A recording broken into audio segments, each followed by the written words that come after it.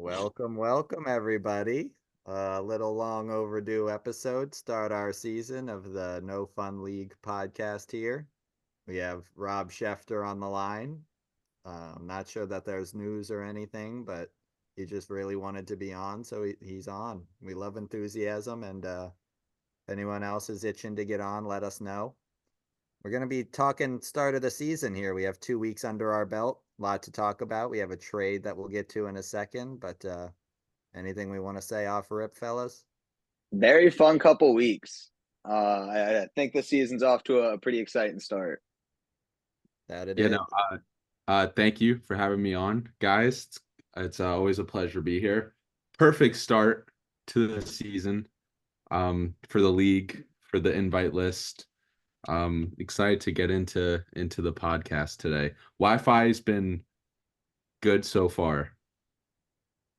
That it has. So yeah, we're gonna start with the trade of the last couple weeks. It's Dan and Jesse.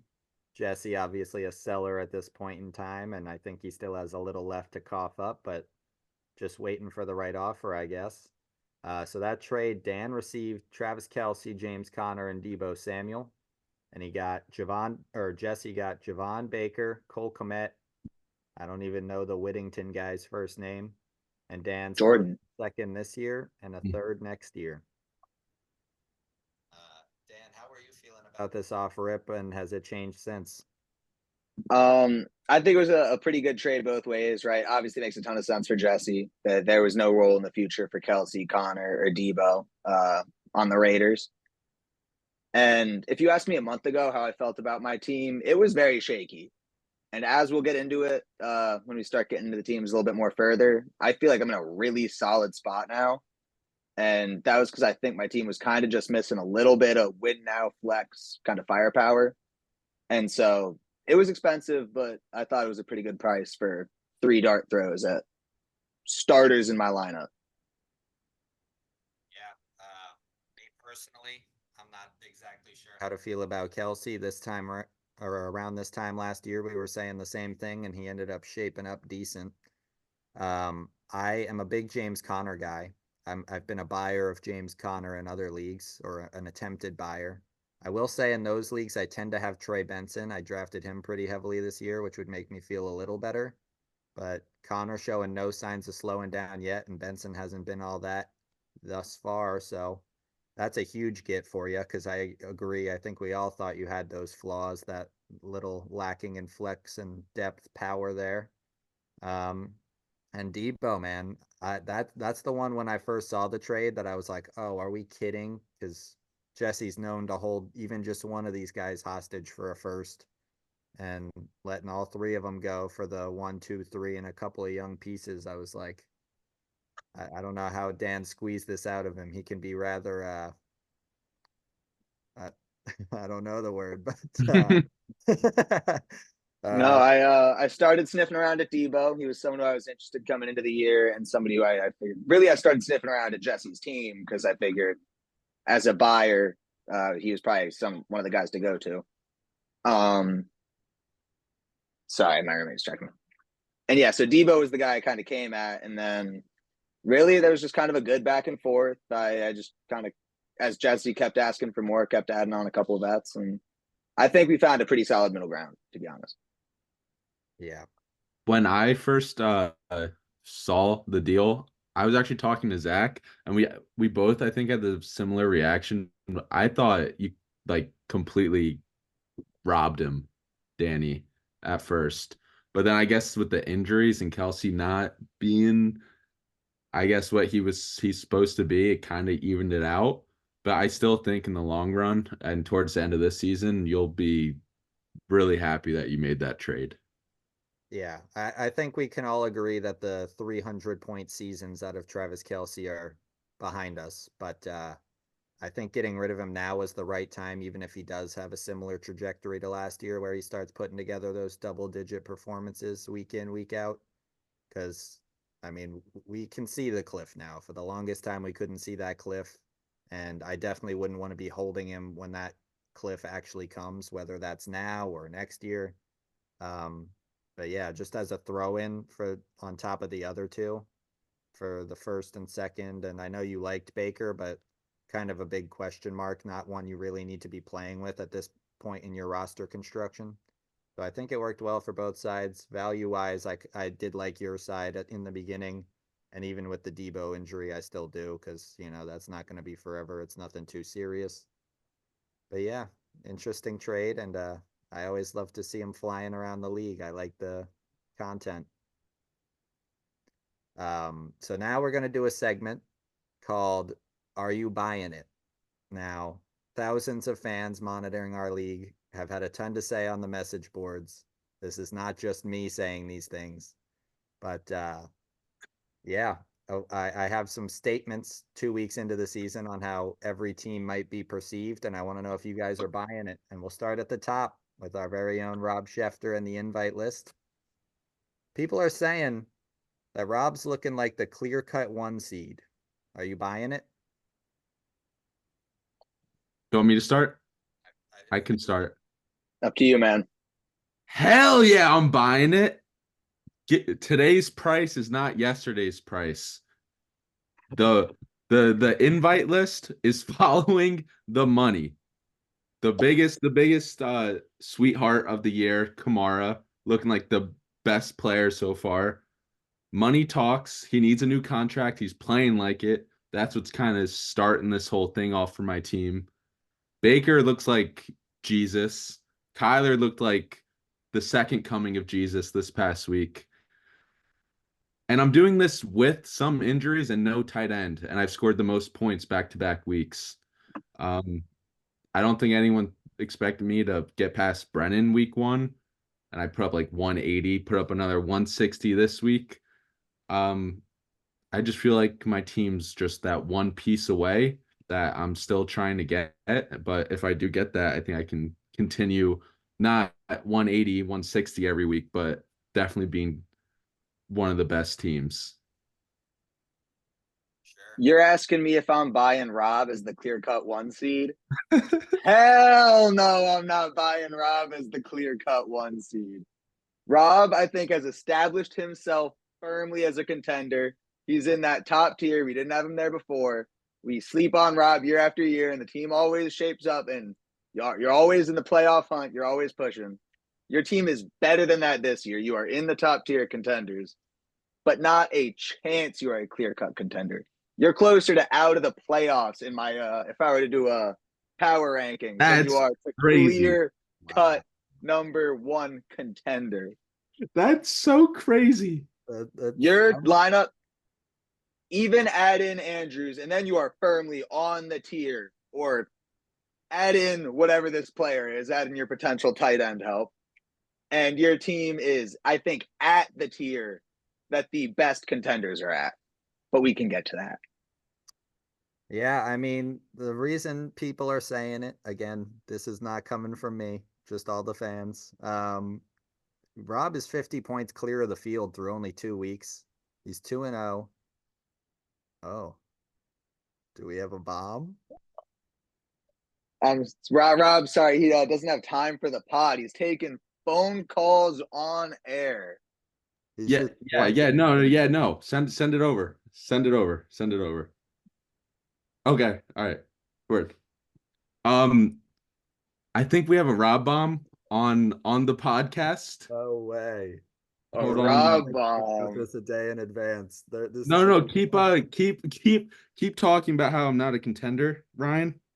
Oh, well, I would never say you're not a contender. I mean, I was just saying you're 50 points clear of the field.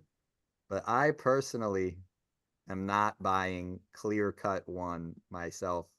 And this is So based on analysis from a couple hours ago. So we'll see what this bomb is. what do you think? What do you think my team needs?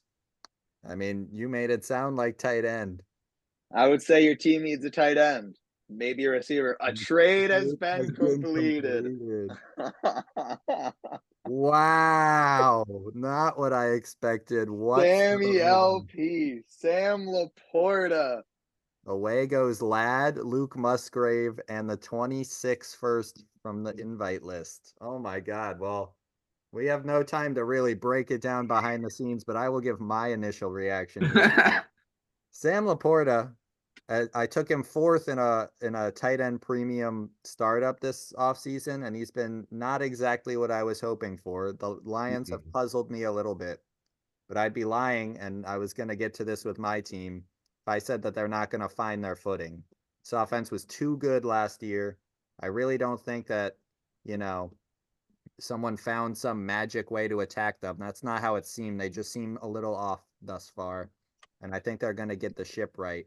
And I mean, if we want to look at last year, when the ship was right, Sammy LP hit his stride and he was putting up 22, 10, 19, 8, 11, 20, 8, 7, 17, 30, just to take a stretch from the middle of the season there. You know, and look, right? So it's a dynasty play as well. He's 23. So this is a play for the next however many years. I couldn't get by with Taysom Hill and David Njoku for much longer. I Like do. I realized I had like a week because I was playing Jesse or I was playing Tommy this week.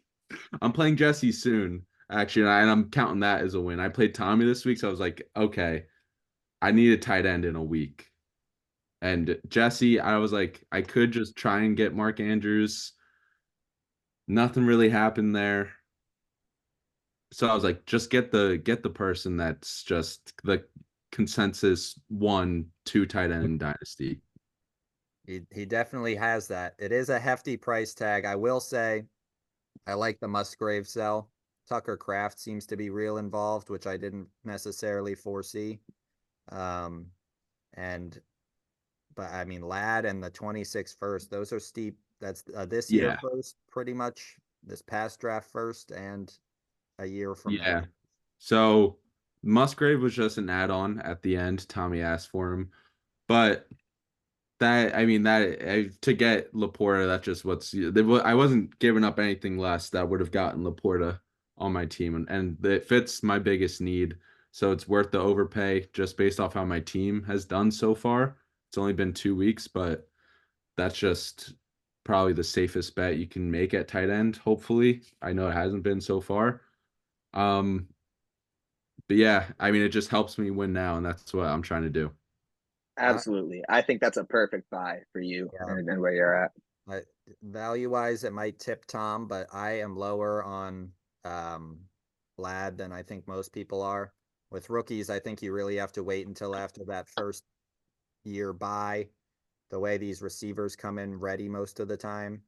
And there's a chance that he starts to swing upwards, but we haven't really seen what a lot of people were hoping for with Herbert quite yet. So I like it a lot. Wow, what a bomb. I mean, I'll get into my analysis of Rob's team now. Things are different, but I think there's no universe in which Baker ends this season the quarterback one. Not that he needs to. You got him in the late second round of the Superflex redraft there, and he's looking like a revelation. But if I had to be honest when I'm analyzing your team, I think he comes down to earth. Your receiver room, which now is slightly thinner, um, I think has been inconsistent already and will continue to be that way.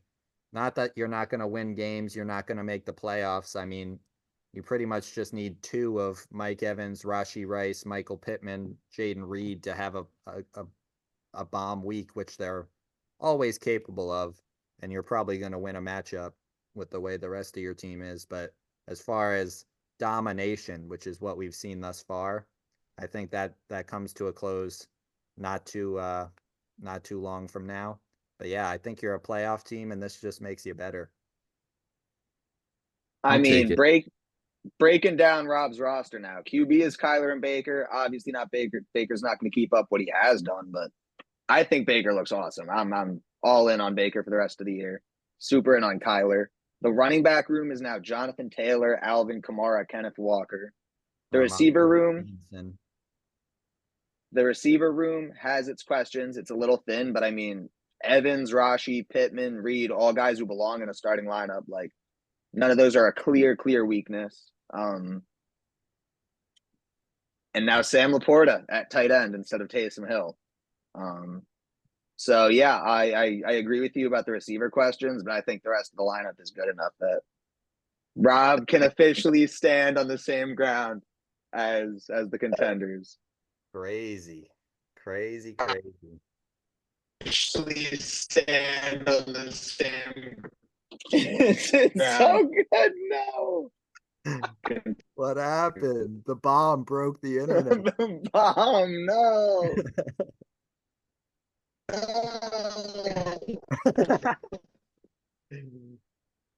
Okay.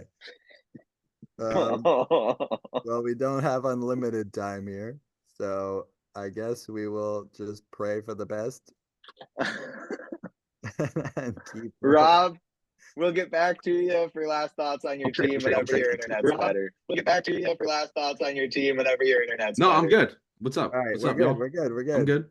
Straight. All right, we're good. We're I'm good. straight. We're good. I'm straight. It was Okay, catching up. well, It was catching up. I'm straight. second in the standings currently, we have the Funky Bunch. People are saying that Dan is looking like a contender yet again.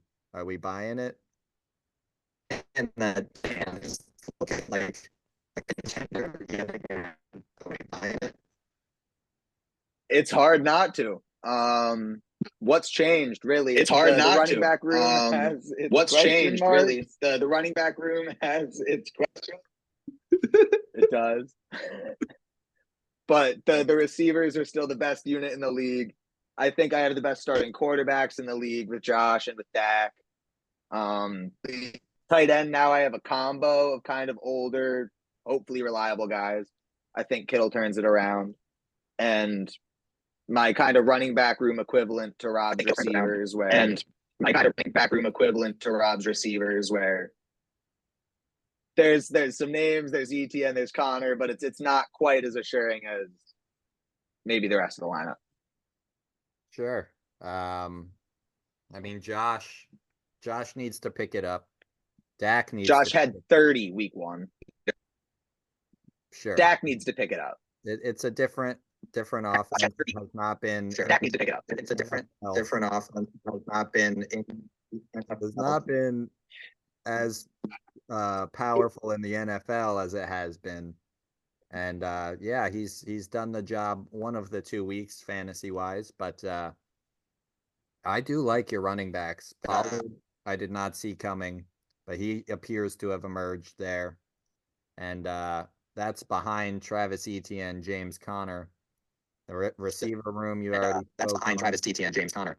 Receiver room you already spoke on. Thanks for your thoughts, Rob. No, I'm here. Wait, hold on. I'm actually good for this. Yeah, What was the statement? Is Dan a contender? Is he a contender? Top of the field contender. Top of the field contender. We had a moment of clarity. We did. I'll buy it. We had a moment of clarity. I'll buy it. I'll buy it. So I'll buy it. Travis Kelce, I am not a huge believer on. No, I'll buy Travis it. Kelce, I'm saying I'll buy it. I'll buy it. Okay, I'll buy it. I'll buy it. They're buying. I don't know if That's I all. said Just it. I'm move buying on. it as Just well. Well, ain't shit changed for the Funky Bunch, but I do think this is a better Funky Bunch than last year by a hair. And there's definitely some depth there now in the interim while Debo's down. I do think in the interim while Debo's down, I do think I forget what I was gonna say about that. But oh, he has Chubb coming back too. Things could get interesting, and I think it's a deeper team, and it still has some fire. Obviously, the receiver firepower, but I do like how ETN and Connor have looked thus far as well. Obviously, the receiver firepower, but I do ETN and Connor have looked thus far as well. Yeah. So Rob's buying it. Yeah. Rob's buying it. Yeah, I have to use my words carefully here, fellas, because I get like 10 seconds where I'm good. Okay. Well, streets are saying that Luke is looking like a contender as well. Are you buying it? Yeah, I'm gone now. Luke is looking like a contender as well. No, I'm not buying it. Oh, hell no, he says. Hell no. No deal. No deal. Hell no. No deal. What are we talking about here? We're talking about Luke Luke. contending? Luke. Hell no, no deal. Dan, you have thoughts on Luke? I'll tell you what Luke could use right now. Luke's roster, looking at his lineup right now, could use maybe an Isaiah Pacheco and a Cooper Cup. Could use maybe an Isaiah Pacheco and a Cooper Cup. Because put those guys on this team healthy, and I mean, absolutely. Luke's somebody who I was high on going into the season. Saquon seems to have exceeded every bit of what we thought he was going to be.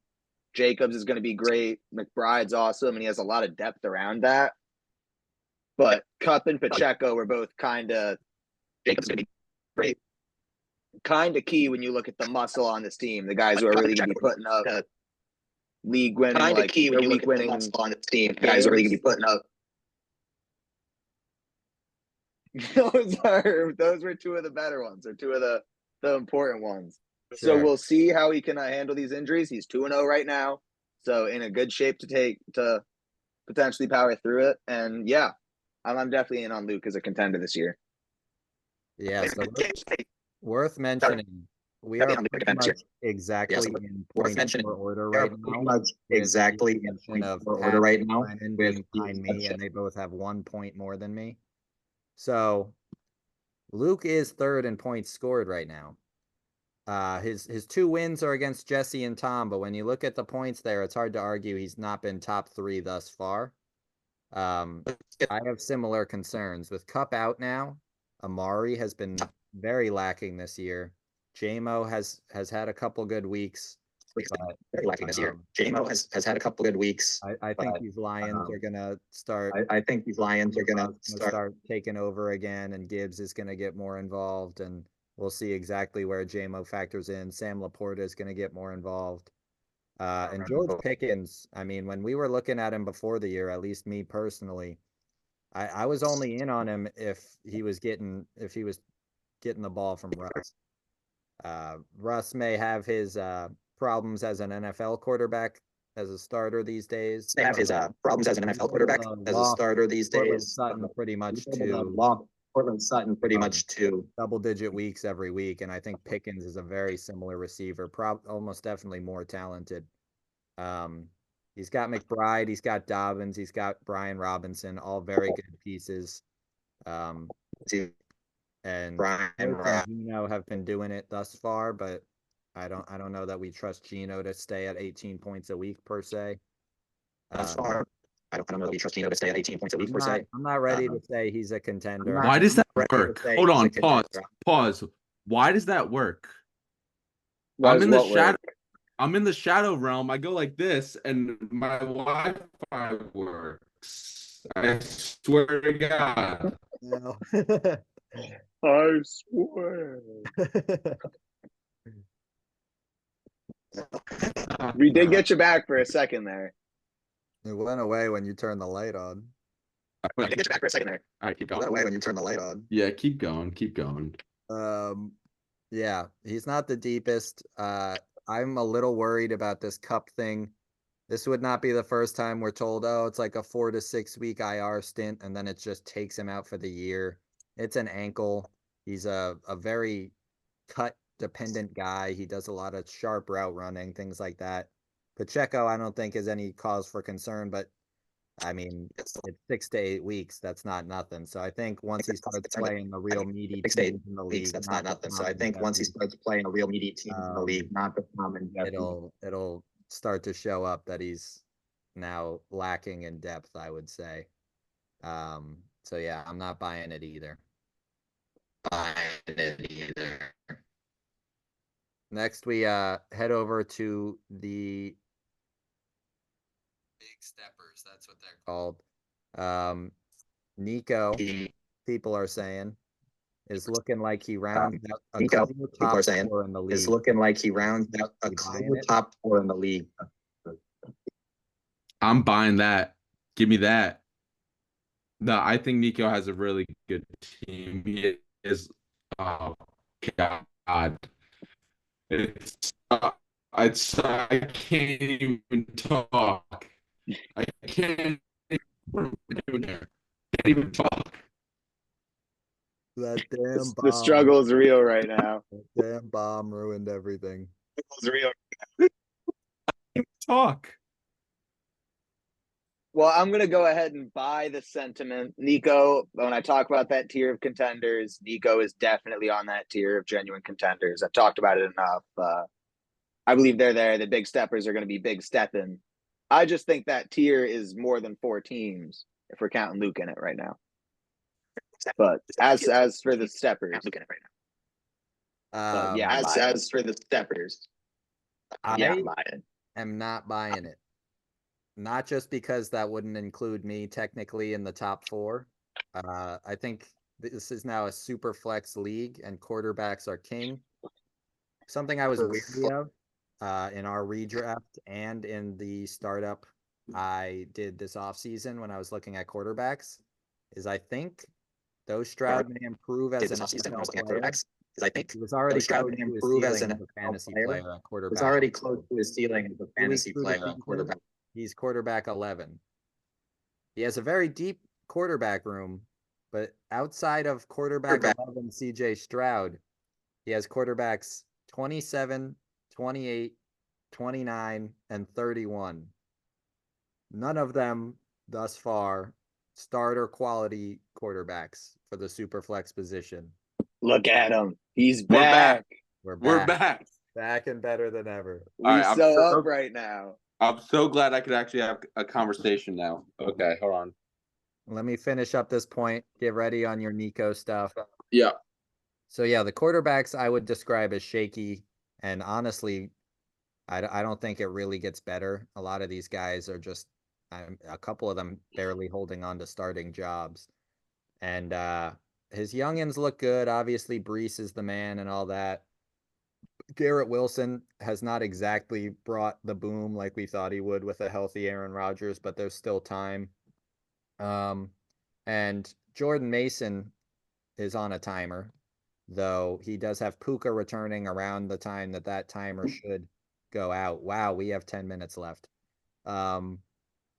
Yeah, so he's got Jonathan Brooks coming in, who I was a big buyer on, but honestly, the way these Panthers have looked, I don't know that they can support a top tier running back for this year. So I think he flirts with the playoffs, but I do not think he's in this contender tier. I don't think he has it yet. And he definitely doesn't have that depth yet. He's still building that, so I'm not buying it. All right, I'll make it quick because we're running out of time. I think he still has like you did most redraft leagues. He still has like I don't know 5 or 6 players taken in the first 2 rounds, or that would be taking the first 2 rounds. I think he has the firepower to contend for the playoffs, and even if he doesn't get there, he's going to spoil someone's year this year by beating them late in the season. Yeah, he can win any week, and that reminds me. I was going to say one last thing. Marvin Harrison and Malik Neighbors put up 29 each this week, and everyone, for somewhat good reason, should be a little scared of that. That said, Marv had 1 catch outside of the first quarter, and Neighbors was playing maybe the worst secondary I've ever seen while being a conscious football fan. So I'm not incredibly sold, and I don't like that Giants offense. I don't like Daniel Jones as a distributor, all that nonsense. So I think he's really going to be up and down. And like you said, he could spoil anyone's week any given week. But when you have to put together a full season with this roster, I don't know that it comes together. All right. Next, we have Zach, currently the first team out of the playoffs if we're rocking with this archaic 4-person playoffs. Zach, people are saying, looks frisky but inconsistent. Are we buying it? I'll just say that sounds about right to me. Frisky. If there's a contender tier, there's the team below it. That used to be Luke and Rob and maybe Ryan. And then I think there's a step below that, and that's Zach.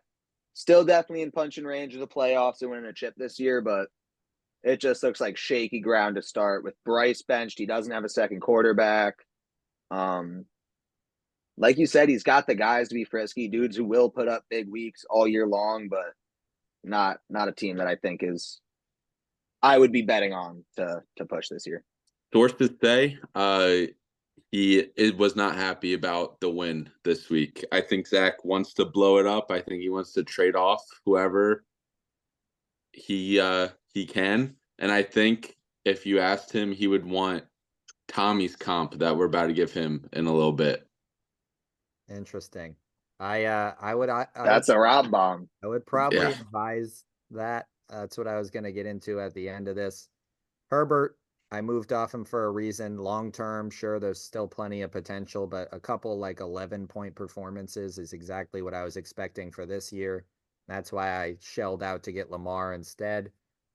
Zamir White has not been what he needs him to be, and he really doesn't have a running back behind that, sans Rico Dowdle.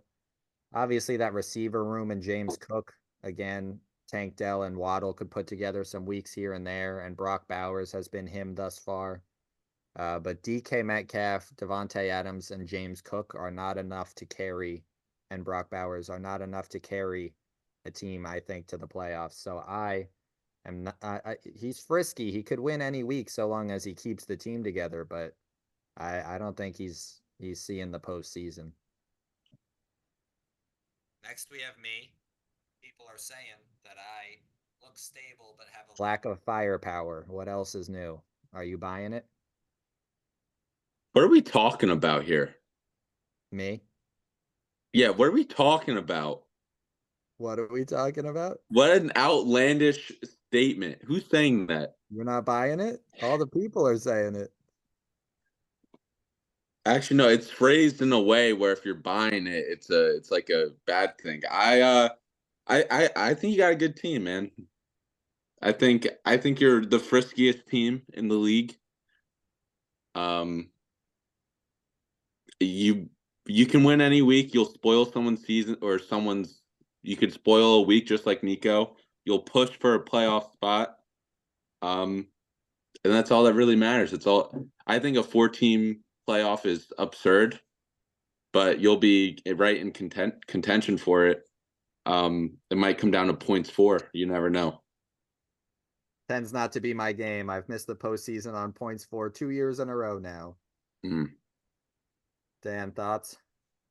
Well, I think we might just make it 3 again because the point scoring category you're just lacking compared to the top teams. I am buying the narrative. Wow. Frisky for sure. You got enough guys here that things could break your way and it really work out this year, but I mean, your only real big guns are Lamar, Gibbs, and Amon-Ra. And after that, there's not even a ton of guys a level or two below that. Obviously, Love's there when he gets back and healthy.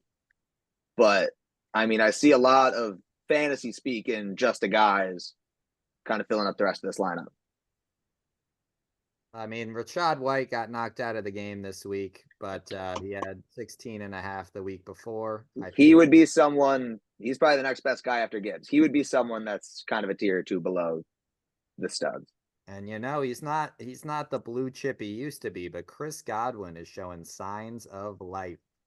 And I think that honestly, with Christian Kirk's struggles, which I really don't know what to make of, to be honest with you, that's huge. And I think Terry and Daniels are going to start putting it together just a little bit more and get me that 10, 12 a week.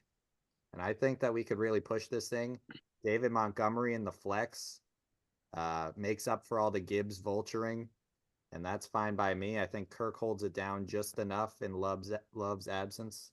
And I love my depth, man. I mean, Zach Moss had a rather uninspiring week, but week before he was good. Devin Singletary's been good. Najee's been okay. What else is new? I think we can rotate guys in and win most games. Next, we have Pat, who is 0-2, first of our 0-2 teams. People are saying Pat's looking like the project may have failed. Are you buying it? I'm selling that narrative. The project's goal was not to win this year. He was a team that looked like he could have gotten frisky this year. Still has some guys where he could. But just with the shape of the QB room, it's probably not the year for him yet. But look at the roster. It's young. Anthony Richardson, Who knows what he's going to be, but his ceiling is still absolutely very high. And he just has such a great pool of receivers, great talent at tight end, where I think the experiment we're going to see play out, and I think we're going to see play out pretty favorably over the next 3, 4, 5 years. I think that I'm going to be holding on to my Patty Miller second round pick for dear life. Okay. The experiment, I'm selling it reluctantly. I don't think it's over.